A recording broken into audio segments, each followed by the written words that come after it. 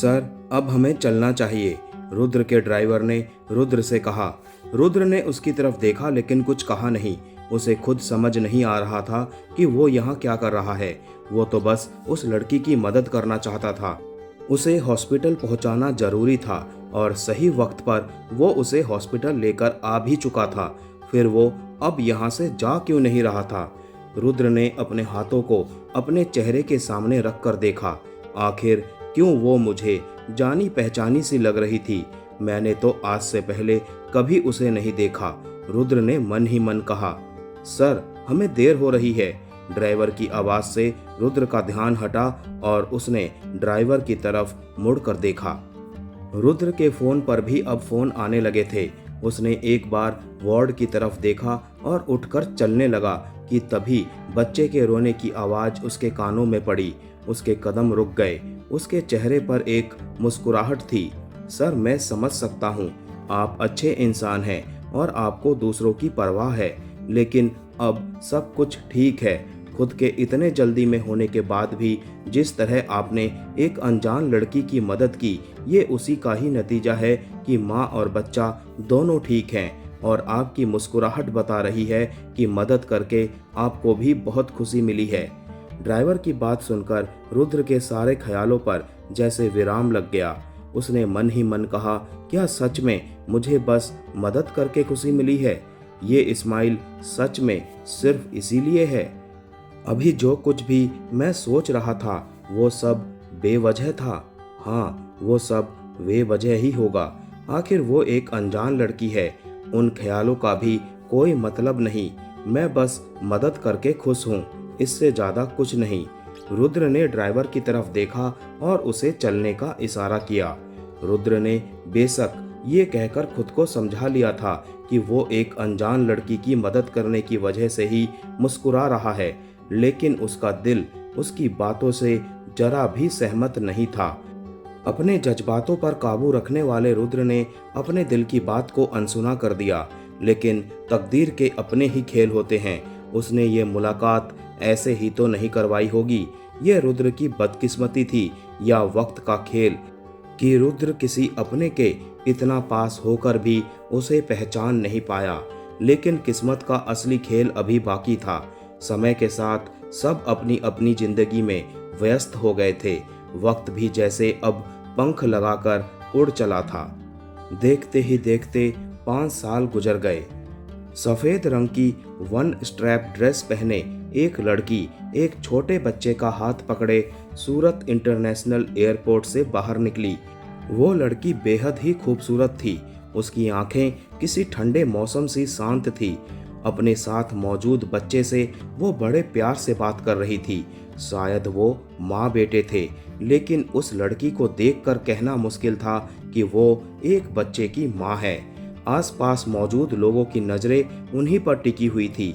वो बच्चा काफी सुंदर था। ऊपर से उसने काले रंग की हुडी पहनी थी जो उसके गोरे रंग पर जच रही थी, और वो बच्चा और भी ज्यादा क्यूट लग रहा था। ग्रे स्नीकर्स पहने वो छोटा बच्चा अपनी माँ की तरह ही काफी स्टाइलिश था। उसका चेहरा गोल था, कोमल त्वचा और घने काले मुलायम बाल उसके माथे को आधे से ज्यादा ढक रहे थे।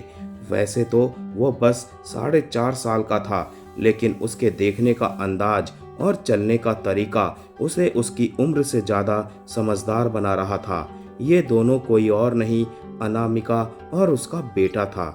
मम्मा, क्या नानू मुझे सच में पसंद करेंगे? क्या वो मुझे प्यार करेंगे? उस बच्चे ने अपनी माँ से कहा। उसने अपने नानू को आज से पहले कभी नहीं देखा था, इसीलिए उसके नन्हे से दिल में दुनिया भर के ख्याल थे। हाँ बेटा, वो आपसे बहुत सारा प्यार करेंगे। आप इतने प्यारे हो कि वो आपको गले से लगा लेंगे। उन्होंने कहा है कि वो आपका बेसब्री से इंतजार कर रहे हैं। उस लड़की ने मुस्कुराकर कहा और उसके सिर पर प्यार से हाथ फेरा। 5 साल पहले वो बिना बताए चली गई थी। उसके जाने से सब कुछ अजीब हो गया था। चंदेल और अवस्थी परिवारों के बीच बहुत खटास आ गई थी। मिस्टर चंदेल ने तो पूरे 1 साल तक उससे कांटेक्ट नहीं किया था। उसकी सौतेली माँ और बहन ने अनामिका को मिस्टर चंदेल की नज़रों में गिराने में कोई कसर नहीं छोड़ी थी।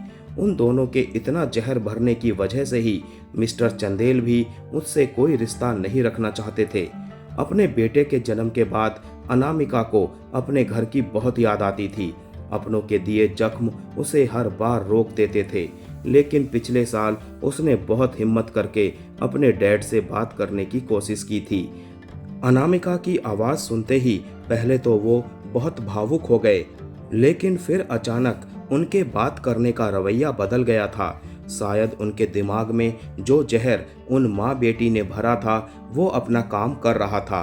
उन्होंने एक बार भी उससे आने के बारे में कोई बात नहीं की थी, लेकिन जब अनामिका ने उन्हें अपने बेटे के बारे में बताया तो वो बहुत निराश हो गए थे। उनका एक नाती है, ये जानकर खुश होने की बजाय उन्हें इस बात का दुख था कि उनकी बेटी एक बिन ब्याही माँ है। उन्होंने एक बार भी उसके बेटे से बात करने की इच्छा नहीं जताई थी। अनामिका इसके बावजूद अपने डैड को अपने बेटे की तस्वीरें भेजती रहती थी। अनामिका ने इसे भी अपनी तकदीर मानकर चुप रह जाने का फैसला किया था, लेकिन पिछले हफ्ते ही उसे अपने डैड का कॉल आया था। वो काफी बीमार थे, शायद उनका दिल पिघल गया था। उन्होंने उसे वापस आने के लिए कहा और अपने नाती से मिलने की इच्छा भी जाहिर की।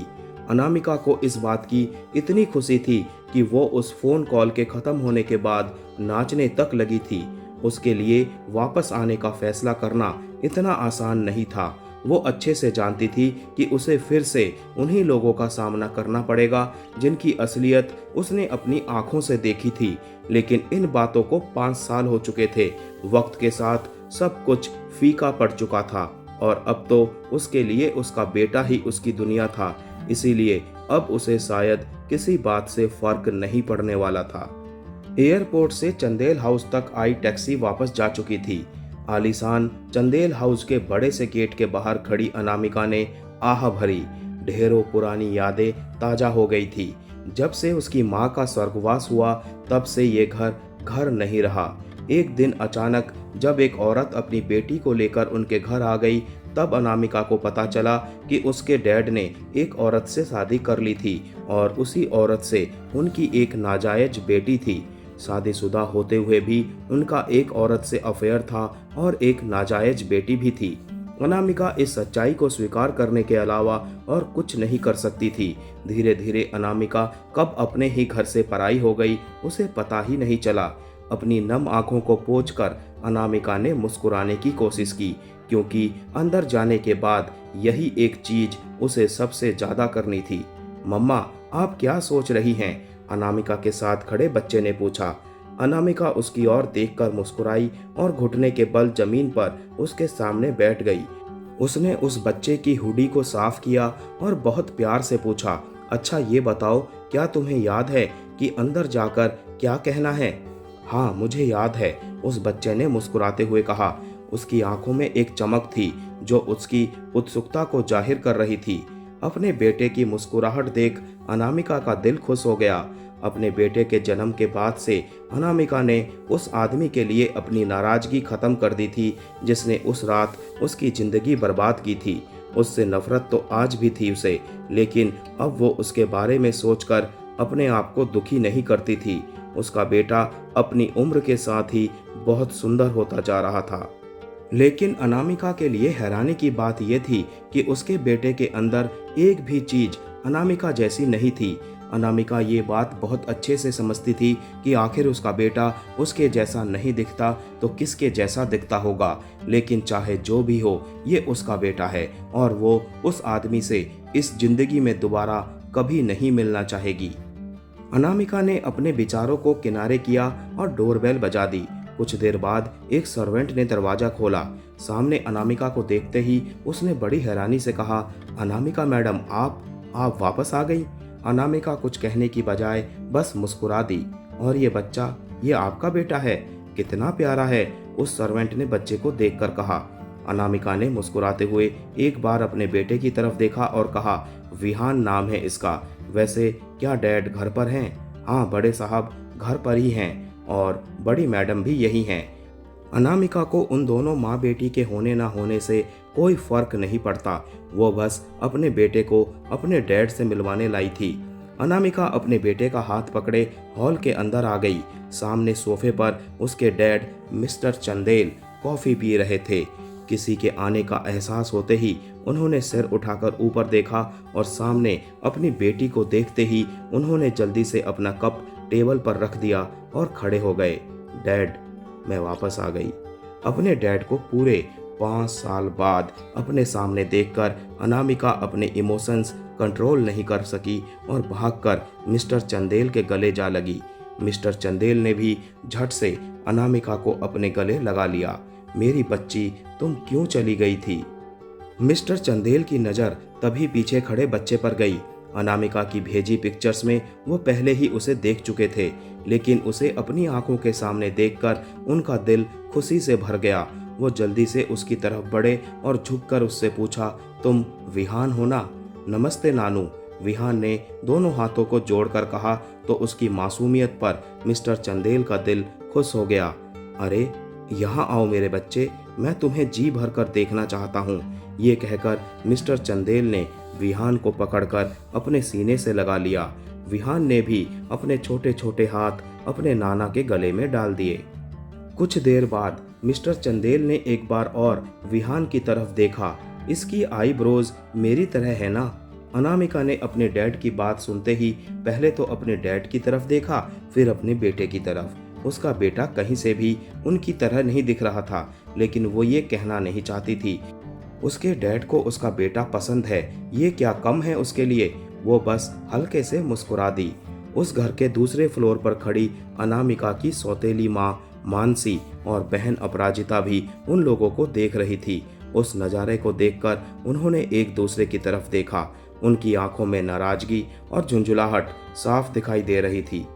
हेलो अनामिका, तुम काफ़ी जल्दी आ गई। मुझे लगा था कि तुम दोपहर तक ही आओगी, मानसी ने सीढ़ियों से उतरते हुए कहा। वो बस अच्छा बनने का नाटक कर रही थी, वरना वो तो अनामिका को एक पल के लिए भी देखना पसंद नहीं करती। हेलो मॉम, अनामिका ने हल्के से मुस्कुराकर कहा। उसकी नज़र अपराजिता की तरफ भी चली गई। अपराजिता को देखते ही अनामिका की आंखों में उदासी ने घर कर लिया था। कितना प्यारा बच्चा है, मानसी ने विहान को देखते हुए कहा और विहान के सामने जाकर सोफे पर बैठ गई। अनामिका का दिल एक पल के लिए घबरा गया, क्योंकि वो अपनी सौतेली माँ और बहन पर जरा भी विश्वास नहीं करती थी।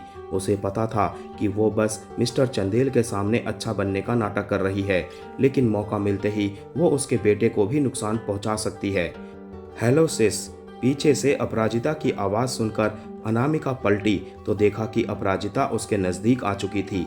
काफ़ी दिनों बाद मिल रहे हैं हम, अपराजिता ने उसे अपनी ओर देखता पाकर कहा, लेकिन अनामिका ने फौरन मुंह फेर लिया। वो उसे देखना नहीं चाहती थी। 5 साल पहले अपने मंगेतर के साथ उसे जिस हाल में उसने देखा था, वो तस्वीर जैसे वापस उसके जहन में ताज़ा हो गई थी। अपराजिता अनामिका से इस कदर नफरत करती थी कि वो उसका बॉयफ्रेंड छीनने से भी नहीं कतराई।